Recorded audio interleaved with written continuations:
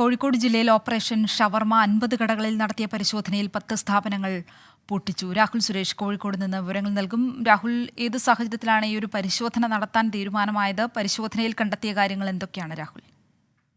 Rashmi, operation ഷവർമ എന്ന പേരിലാണ് സംസ്ഥാന വ്യാപകമായി ഇന്ന് പരിശോധന നടന്നത്. ഭക്ഷ്യസുരക്ഷാ വകുപ്പ് കോഴിക്കോട് ജില്ലയിൽ ഇന്ന് 50 കടകളിലായിരുന്നു പരിശോധന നടത്തിയത്. ഇതിൽ 10 സ്ഥാപനങ്ങൾ പൂട്ടിച്ചു എന്ന വിവരങ്ങളാണ് പുറത്തു വരുന്നത്. ഈ സ്ഥാപനങ്ങൾക്ക് പിഴയടയ്ക്കാൻ നോട്ടീസ് നൽകുകയും ചെയ്തിട്ടുണ്ട്. അതോടൊപ്പം ഭക്ഷ്യസുരക്ഷാ മാനദണ്ഡങ്ങൾ പാലിക്കാതെ പ്രവർത്തിച്ചതിന് 12 സ്ഥാപനങ്ങൾക്ക് നോട്ടീസ് നൽകിയിട്ടുണ്ട്. ഈ ഭക്ഷ്യസുരക്ഷാ നിയമങ്ങൾ പാലിച്ച ശേഷമായിരിക്കും ഈ കടകൾ ഇനി തുറന്നു പ്രവർത്തിക്കാൻ പാടുള്ളൂ എന്നാണ് ഭക്ഷ്യസുരക്ഷാ വകുപ്പ് നൽകിയിരിക്കുന്ന നിർദ്ദേശം.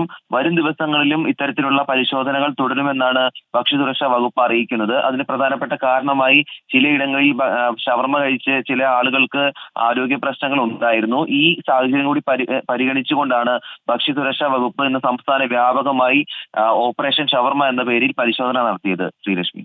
ശരി, രാഹുൽ സുരേഷ് കോഴിക്കോട് നിന്നും.